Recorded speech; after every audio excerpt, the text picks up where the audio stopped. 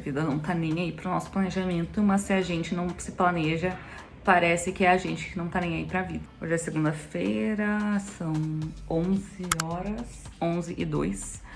E eu vou começar a me maquiar pra poder sair. Eu vou sair pertinho do horário do almoço, porque daí eu organizo umas coisas lá no escritório. Depois vou almoçar e eu tenho 2 reuniões hoje de tarde. 2 reuniões que são importantes, uma reunião geral e uma reunião de marketing.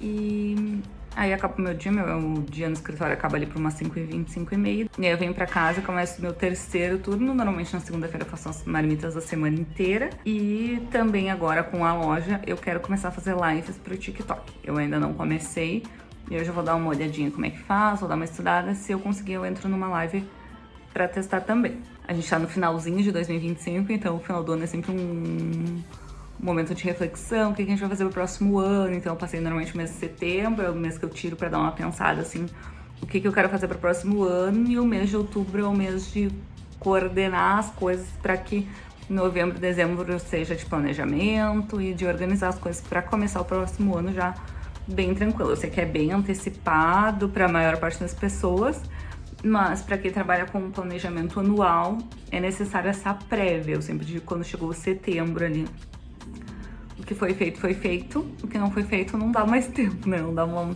vai dar para fazer milagre nos últimos 3 meses do ano. É claro que não é o fim do mundo, ainda tem muita coisa para fazer, tem as campanhas de final de ano, as festas de final do ano das empresas, tem Black Friday, tem muita coisa ainda para acontecer até o final do ano. Mas todas essas coisas já eram para estar planejadas e só serem executadas agora.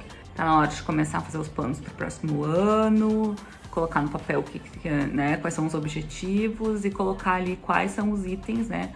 O que a gente vai ter que fazer para alcançar essas metas. Então eu já fiz isso para os meus clientes. Para todos eles, todos os planejamentos de 2026 estão prontos.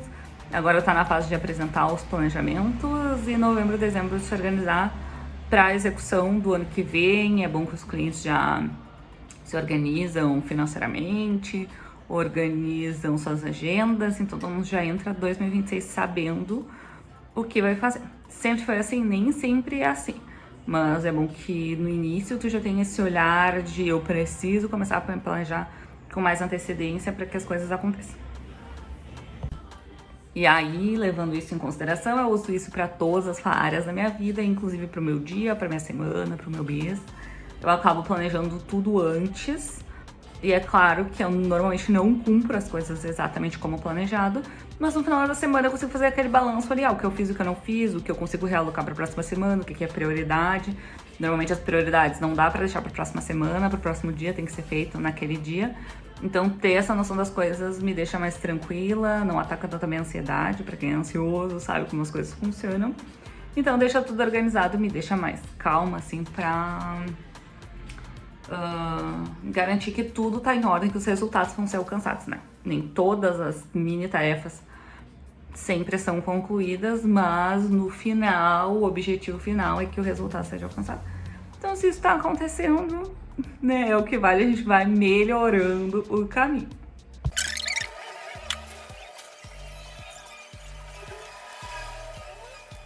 Normalmente quando eu tô conversando com amigos, clientes, pessoas assim,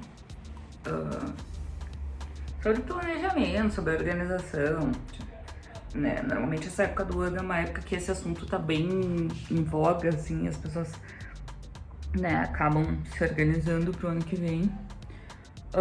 Querendo ser melhor, colocar metas, todas essas coisas. E eu comento sobre essas minhas rotinas que são anuais há muito tempo. Acho que desde que eu tenho, sei lá, desde que eu tenho desde que eu comecei a trabalhar, desde os 17 anos, assim, que é quando eu comecei a fazer estágio e comecei a ganhar meu próprio dinheiro, eu tenho isso de planejar o próximo ano, de ter um pouco de controle sobre as coisas, e ao longo da vida eu fui aprendendo que a gente não tem controle sobre tudo e que a gente precisa aprender a lidar com isso, porque eu sempre tomei minhas decisões, coloquei metas, e aí quando chegou numa fase da minha vida, a vida simplesmente jogou na minha cara aquela frase que a gente vê em tantos lugares, que é a vida não tá nem aí a vida não está nem aí pro teu planejamento.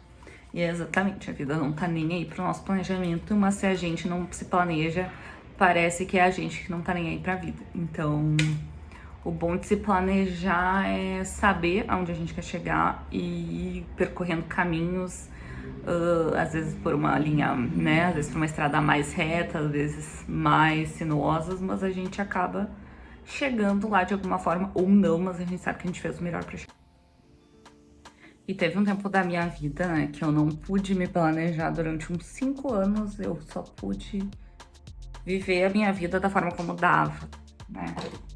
E esses 5 anos fizeram muita diferença, principalmente na minha saúde mental, porque foi quando eu comecei a ter ansiedade e depressão. E principalmente porque eu não podia planejar o meu próximo ano, meu próximo mês, minha próxima semana, não existia esse planejamento. Eu parei de trabalhar, tudo mais, né? Eu tive que fazer algumas mudanças radicais na vida, todo aquele planejamento assim, com 30 anos eu vou ser isso, sabe? Tudo isso tinha ido por água abaixo e isso me fez... De certa forma foi uma bênção eu poder fazer isso, né? Não é uma reclamação, né? Eu tive o privilégio de poder fazer isso, foi num momento importante que eu precisava, minha família precisava. E ao mesmo tempo desafiador, porque para quem planeja tudo, faz tudo, né, que faz tudo conforme planejado, que era o meu caso, como assim eu não poderia mais planejar? E eu demorei muito para entender isso, e foi quando eu comecei a fazer terapia e comecei a aceitar, né? E aí, 5 anos depois, eu pude voltar a fazer, né, o que eu tanto gosto de fazer, que é trabalhar, ganhar meu próprio dinheiro, viver a minha vida, planejar as coisas. E voltar a fazer isso me fez ser muito mais intensa, porque junto com o final desse ciclo, também veio um novo ciclo, que foi um diagnóstico de uma doença rara. E aí, eu sempre fui uma pessoa muito presente, assim, né? Eu sempre tive isso em mente, de que não basta só estar vivo, a gente tem que viver de verdade, sabe? Então, sempre que eu converso com alguém, eu tento estar ali, tento ouvir, Então, eu sempre fui essa pessoa presente na minha própria vida, assim, que tinha responsabilidade sobre as minhas escolhas, porque elas eram importantes pra mim, eu sabia quem eu queria ser, eu sabia onde eu queria chegar, então os nãos que eu dava eram importantes. E aí, depois desse diagnóstico, planejar a vida se tornou muito mais importante pra mim, porque quando tu sabe, entre aspas, porque ninguém sabe, a certeza da morte, né, do dia, da hora, basicamente, não é uma certeza, claro que não é uma certeza, mas tipo, um diagnóstico te faz estar mais perto disso. E aí, quando eu recebi esse diagnóstico, obviamente eu entrei em depressão. Não imediatamente, mas um tempo depois. Mas um tempo depois eu tive crise de ansiedade, depressão, todas essas coisas. Eu faço acompanhamento psiquiátrico, eu tomo remédio, todas essas coisas que é necessário fazer para sobreviver. E ao mesmo tempo eu tenho muita vontade de viver a minha vida da forma como eu escolher, né? Eu sei que nem todo mundo tem esse privilégio de tomar esse tipo de decisão, mas hoje eu tenho, sabe? De poder escolher a vida que eu quero ter. Tipo, eu não sou rica, milionária, né? Eu não sou rica, né? Não posso viver viajando, por exemplo. Mas eu acho que com essa certeza, eu sei que é prioridade, sabe? Eu sei que essas coisas não são prioridades, eu sei que é o sonho de muita gente. Viajar, conhecer o mundo, todas essas coisas. Mas no final da vida não é isso que importa, né? E quando tu tem esse final muito presente, assim, em todos os teus dias, tu acaba entendendo que isso realmente não é importante, né? Que essas coisas não são primordiais, né? Que se tu morrer amanhã, não faz diferença se tu foi a Roma, se tu foi a Itália, se tu foi para as Maldivas, né? Isso não vai fazer diferença nenhuma, né? E é claro, cada pessoa tem as suas prioridades, as suas vontades, os seus desejos, e isso é individual, né? Eu não posso dizer o que é prioridade na vida do outro, essa não é a prioridade da minha vida, né? Eu acho que eu sou uma pessoa planejadora porque eu sei quais são as minhas prioridades hoje e eu gosto de me planejar para que essas coisas aconteçam até que esse dia chegue, né? Ele pode chegar mais breve ou mais tarde, Mas quando ele chegar, eu quero estar não pronta, né? Mas eu quero ter a certeza de que tudo que eu fiz, tudo que eu planejei, tudo que eu executei estava de acordo com aquilo que eu gostaria de ter vivido, né? E aí, por isso, então, eu sou uma planejadora. Eu sou uma pessoa muito planejadora. E aí vem os prós e contras. Ser uma pessoa planejadora pode te fazer uma pessoa não executora. Isso é ruim, né? Se tu tem alguém pra fazer pra ti, que bom, né? Mas se tu não tem, tu é a pessoa que vai executar. Então, não adianta só planejar. E na vida, né? Quando a gente fala de empresa, de negócios, tu pode ser a pessoa que planeja, né? Tu pode ser a pessoa mais sênior, que é aquela que vai pensar, que vai planejar, que vai ter um time pra fazer as coisas pra ti. Show, que legal. Mas na tua vida não existe isso, né? Na vida, nós somos os planejadores, os executores, as pessoas que vão colher os resultados no final. Então, é um combo, né? E aí é mais sobre isso. Eu tento ser muito planejadora e também executora, apesar disso ser meu calcanhar de Aquiles, né? Sou a pessoa que gosta de ter ideias, de planejar, de fazer, né? E de executar eu não gosto tanto. Não é tanto a minha praia.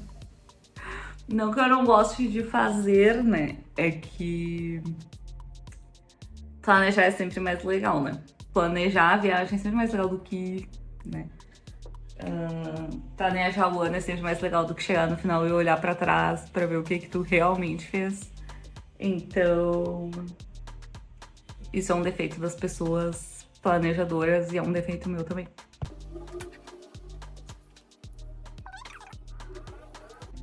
Então é isso, final de ano. Hora de planejar, colocar as metas pra executar no ano que vem. Eu tinha colocado algumas metas pra esse ano, eram metas difíceis que eu tinha botado pra esse ano, metas que eram doloridas, que iam me fazer sofrer um pouquinho, que iam encerrar alguns ciclos, mas que iam abrir portas para que novas coisas começassem. Então eram importantes as metas desse ano para que as metas dos próximos anos acontecessem. Né? E aí eu tô cumprindo esse planejamento, tá meio torto, assim, sabe? Vou ter que correr atrás um pouquinho agora no final do ano, mas vai dar tudo certo. Vai dar tudo certo.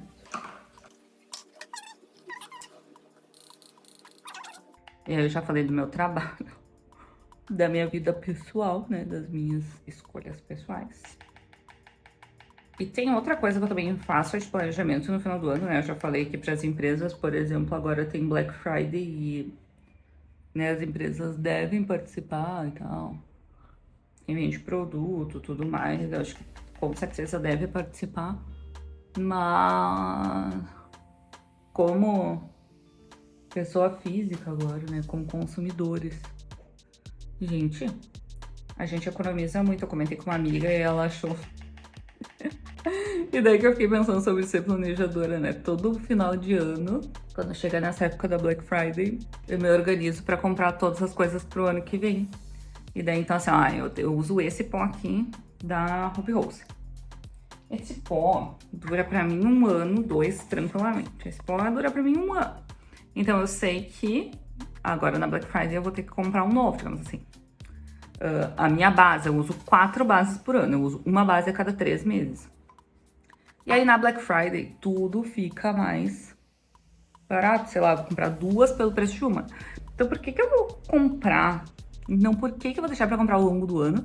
Se eu posso comprar 4 agora e ela vai me durar o ano inteiro e eu vou pagar metade do preço. Então, muita coisa eu compro agora. Eu compro sabonete, pasta de dente, shampoo, coisas de higiene pessoal de forma geral, maquiagem. Muita coisa eu compro agora na Black Friday. Então, tipo assim, pega o teu cartão de crédito. Tu pode fazer de 2 formas, né? Economizar ao longo do ano e comprar. Ou então pegar no cartão de crédito e parcelar, porque tu já vai fazer essas compras ao longo do ano. Então, sei lá, eu vou gastar R$1.000 nessa Black Friday. Vamos botar assim, um limite, né? Porque tu também tem que ter planejamento financeiro, não vai pegar e gastar um dinheiro que tu não tem. Eu vou pegar R$1.000 e vou comprar sabonete, vou comprar base, vou comprar creme, vou comprar óleo de cabelo, vou comprar tudo que eu quero, né? Tudo que eu quero, não. Tudo que eu preciso está no planejamento. Aí eu vou comprar, fazer uma listinha e vou ficar acompanhando. Farmácia, melhor lugar pra comprar, né? Os aplicativos da farmácia.